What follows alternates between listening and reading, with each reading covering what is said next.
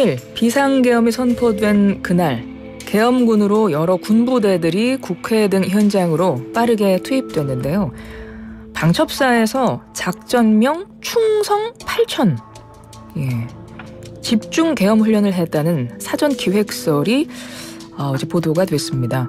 그날의 진실이 일부 사령관, 단장 등의 양심 고백으로 조금씩 드러나고 있는 것 같은데요.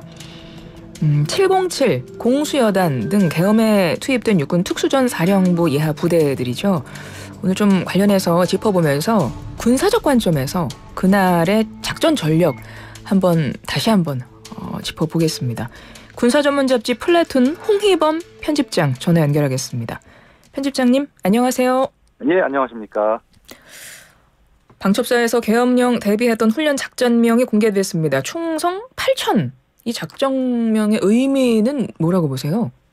글쎄요. 사실 이게 갑자기 공개돼가지고 잘은 모르겠습니다. 일단 충성이라고 하면은 어느 정도 짐작은 할 수 있겠고 누군가에게 충성한다는 얘기겠죠? 네. 다만 이 8천이라는 숫자가 도대체 무슨 뜻인지는 참 의아한데요. 이거가 밝혀지면 또 이게 재밌는 이해가 나오지 않을까 싶지만 그건 잘 모르겠습니다. 예. 조금씩 좀 보도를 지켜봐야 될 것 같습니다. 후속 보도를 좀 지켜봐야 될 것 같고요. 그러니까 당시 계엄군으로 투입된 병력들부터 한번 살펴보려고 하는데 일단 군대 갔다 오신 남성분들은 잘 아는 내용이실 수도 있지만 저를 포함한 여성분들이나 그 외 일반 청취자들은 사실 오늘 이렇게 편집장님과 이야기 나누는 것들이 좀 생소하고 잘 모르는 분야이기도 하거든요. 그래서 제가 좀 쉽게 질문드리고 쉽게 좀 말씀을 해주시면 좋겠습니다. 편집장님. 예. 먼저 국회에 진입한 병력들을 보면 707 특수임무단, 육군 특수전 사령부 1공수여단, 수도방위사령부 제35 특수임무대 이렇게 알려져 있습니다. 이게 다 특수라는 말이 있어가지고요. 모두 특수부대라고 보면 되나요? 그렇게 볼 수 있죠. 지금 그러니까 707 특임단하고 공수특전여단은 아예 부대 이름에 특수가 들어가는 말 그대로의 특수전 부대고, 네.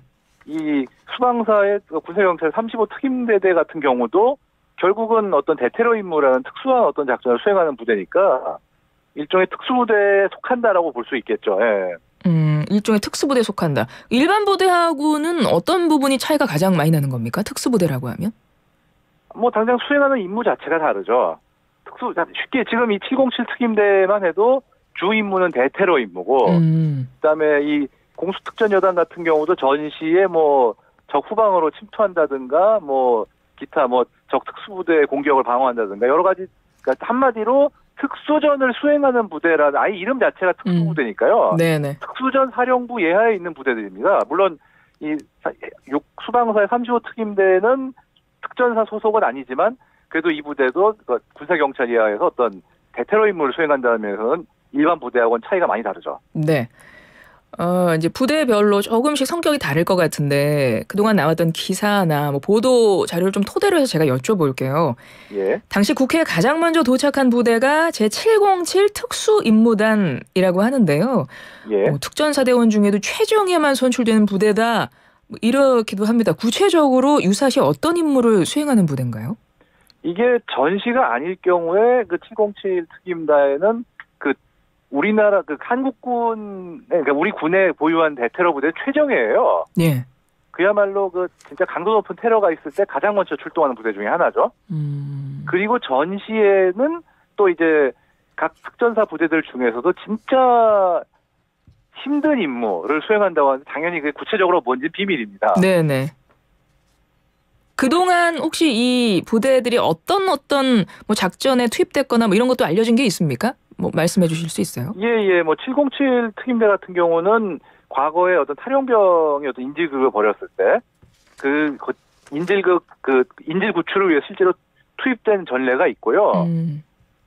그리고 이 투입된 부대 중 1공수 특전단 같은 경우는 이제 좀 불미스러운 과거가 있죠. 12.12 사태 당시에 그 여단장 박희도의 명령으로 국방부 우력점거에 동원된 이런 안 좋은 역사가 있습니다.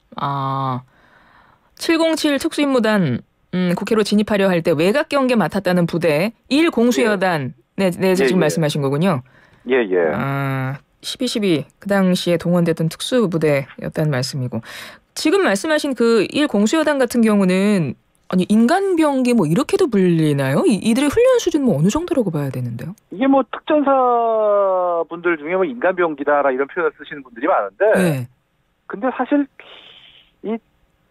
좀 약간 좀 과장스러운 표현이긴 하지만 어쨌든 일반 군인들보다는 뭐 격투술이라든가 어떤 뭐 기타 전투 기술이 훨씬 뛰어나다 이건 부인할 수 없죠. 네. 다만 이게 보통 사람들은 이제 특수부대 훈련이다 그러면은 막 진흙밭에서 뒹굴고 어떤 막 초인적 지옥 같은 훈련을 하고 이런 이미지를 쉽게 떠올리는데, 네. 물론 특수부대가 일반 부대보다 강도 높은 훈련하는 건 맞지만 그들의 훈련의 핵심은 특수한 훈련입니다. 즉 뭐 폭파라든가 네. 뭐 기타 저격이라든가 통신 뭐 여러 가지 어떤 그 특수전 임무를 수행하는 데 필요한 특수한 기술들을 수행하는 거고, 그 과정에서 어떤 체력도 강하게 요구되니까 체력 단련도 강하게 하는 거지. 네. 어떤 그 막 육체적인 그런 것만 자꾸 떠올릴 수 있는 그런 훈련을 받는 건 아닙니다. 특수한 훈련을 받는 거죠. 네.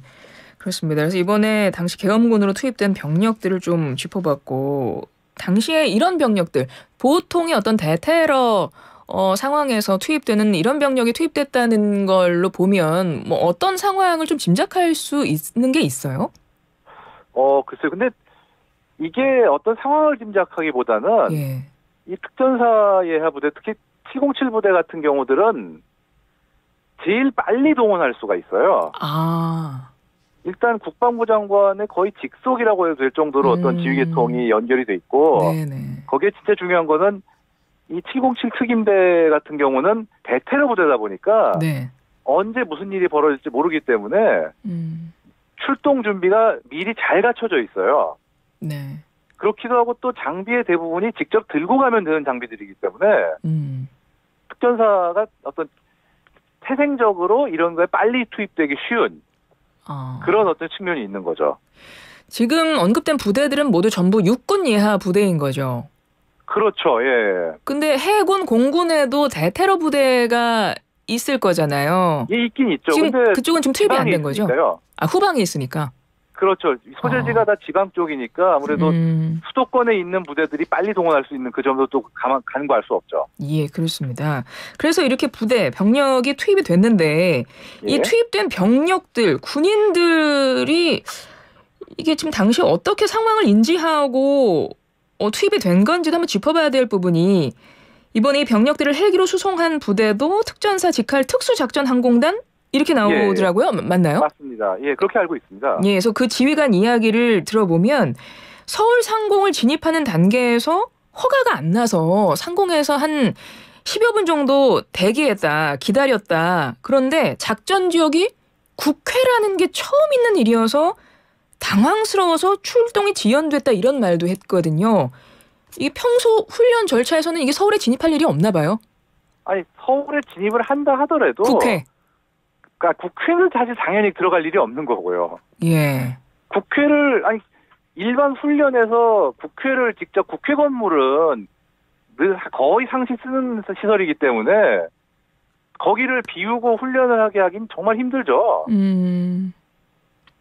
그래서 게다가 훈련을 하려면은 어디서 하든 간에 그 군 자체 시설이 아닌 다음에야 미리 뭐 건물주든 누구든 그러니까 권한이 있는 데서 허락을 받고 유관기관하고 협조를 하고 어쩌면서 미리 준비를 하지.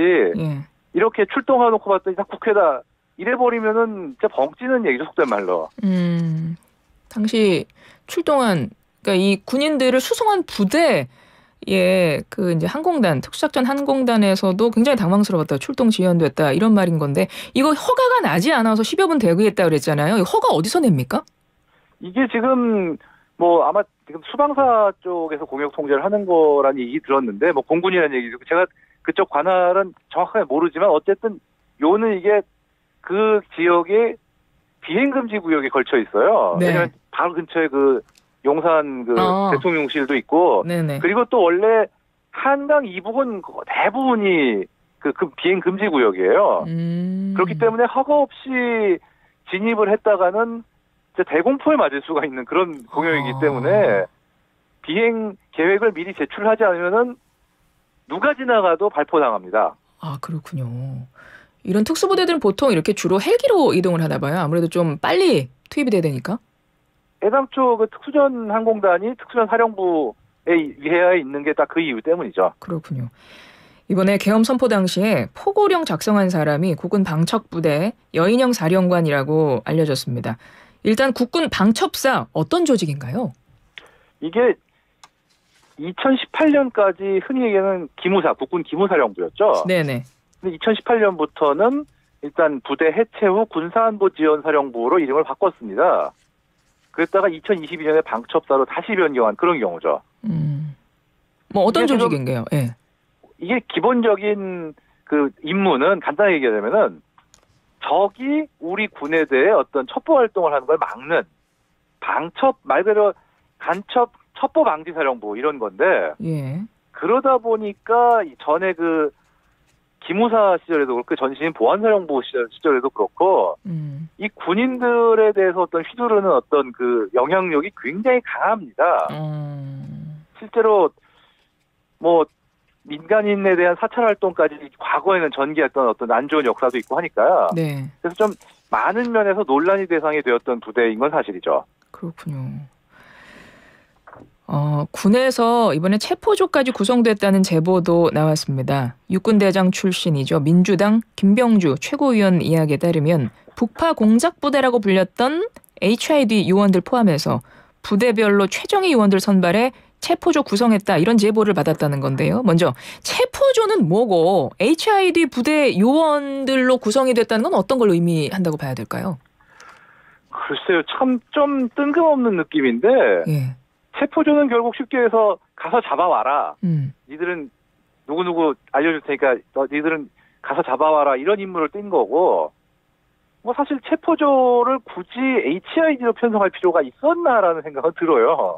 이건 뭐 이제 제보를 받았던 내용을 말한 거기 때문에. 예.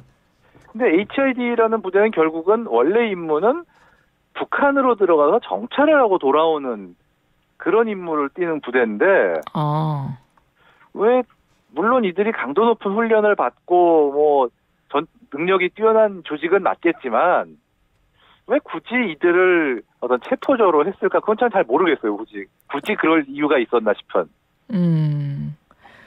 정청래 말씀하세요. 정보사령부 예한데 이들은 정보사령부 직할로 쓸 인원이 필요해서 그랬나 싶기도 한데 솔직히 왜 그랬는지 저도 잘 모르겠어요. 아마 이제 내막을 파보면 뭔가 또 추가로 얘기가 나오겠죠. 그러니까 이게 HID 부대 요원들 뭐 북파 공작부대 이러다 보니까 이제 북한에 이제 가는 임무 뭐 굉장히 특수한 엄중한 임무로 보통 이제 우리는 생각을 하게 되고 그러다 보니 이게 이 부대가 혹여 굉장히 어떤 이제 기사에 나온 걸 토대로 제가 말씀드리겠습니다. 암살까지도 가능한 부대다. 막 이런 이야기가 나오다 보니 또 거기서 막 일파만파 이런저런 추정들이 나오는 것 같은데 뭐 그런 건 어떻게 보세요?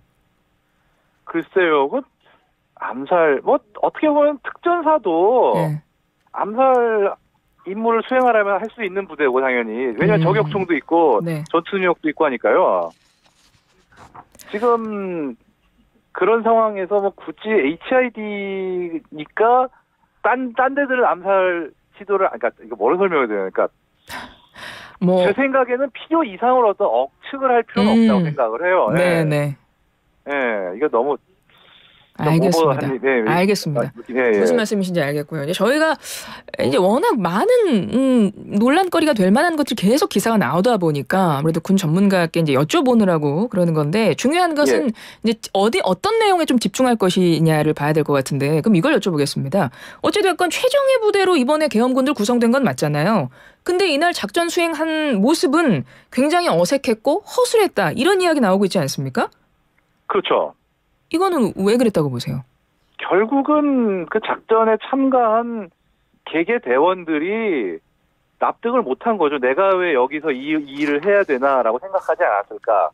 이렇게 생각은 듭니다. 근데 결국은 그거는 이제 좀 더 따지고 들어가 봐야 알겠지만 어쨌든 많이들 좀 주저하는 모습을 보인 건 맞는 것 같아요. 현장에 나간 계엄군들이 자체적으로 수위 조절을 했던 걸로 이제 와서 기사 나오는 거 보면 뭐 양심 고백도 나오고 있고 해서 좀 추정이 되는데 사실 보통 군인이라고 하면 명령이면 당연히 따라야 되는 거 아닙니까? 상관의 명령이면. 근데 혹시 군인이라도 본인이 판단할 때 상관의 명령이 굉장히 불법적이다라고 판단이 되면 거부할 권리도 있어요? 군인한테? 예. 군법상으로도 대법원 판례로도 그렇고 불법적인 명령에 대해서는 항거할 권리가 있습니다. 물론 이게 우리 군의 어떤 조직 문화상 그게 쉽게 되느냐는 또 별개의 문제긴 하지만 어쨌든 최소한 규정상으로는 그게 보장이 됩니다. 그렇군요. 사실 이번 사태로 군 내부 분위기 상당히 어수선해 보이거든요. 그러니까 군 내부도 지금 혼란이 굉장히 많은 것 같은데 이거 어떻게 수습이 이루어져야 한다고 보세요? 참 이 군 차원에서 수습하는 거를 제가 어떻게 얘기하기는 좀 조심스러운 면은 있는데 네. 어쨌든 법과 규정에 따라서 또 제대로 처리할, 그러니까 정상적으로 어떤 법과 규정 내에서 처리해야 되지 않을까. 엄격하게 그렇게 생각합니다. 편집장님이 당시 현장에 동원된 무기들 당시 화면에도 나왔고 그 이후에 기사로도 다 나오고 있습니다. 이런 것들이 있더라 이렇게 나오고 있는데 사실은 동원된 무기들 하나하나 좀 여쭤보고 싶기는 합니다. 왜냐하면 그 기사를 보는 일반인 사람들은 뭔지 다 생소한 것들이다 보니 근데 오늘 시간이 부족해서 여쭤볼 수는 없는데 한 가지만 좀 여쭤보겠습니다. 총기나 장갑차들 이 중에 혹시 편집장님이 아니 이게 여기에 있다고 하면서 눈여겨본 무기 주목된 것이 혹시 있으세요?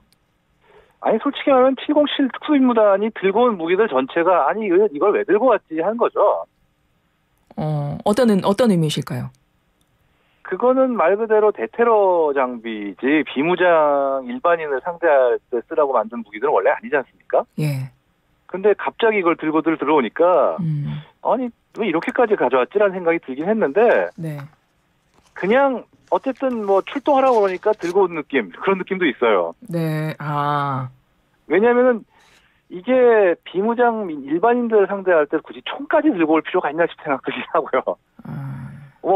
하여간에 왜 그렇게 되는지 봐야겠지만 어쨌든 어떻게 보면은 그 부대가 거기 있는 자체가 납득이 안 되는 상황이니까. 네.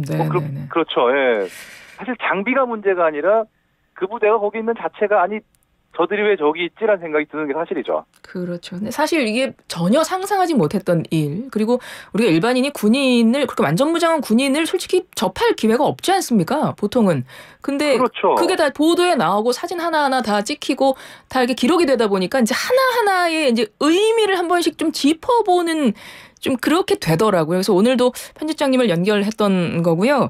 지금 시간이 솔직히 지금 지났는데 짧게 한 20초 정도. 군사 전문 잡지 플래툰 홍희범 편집장이십니다. 군사 전문가신데 이번 사태 보면서 군인들 계엄군으로 투입된 거 보면서 어떤 거 느끼셨습니까? 끝으로 한 말씀 부탁드려요. 다시 이런 일이 절대 벌어지면 안 되겠다 그런 생각은 들더라고요. 네, 군인들의 좀 심경도 좀 예측이 되실 것 같은데요. 글쎄요. 정말 다시 이런 일이 벌어져서는 안 된다고 생각합니다. 진짜 아까도 말씀드렸지만. 예. 알겠습니다. 지금까지 군사 전문 잡지 플래툰 홍희범 편집장이었습니다. 고맙습니다. 예, 안녕히 계십시오.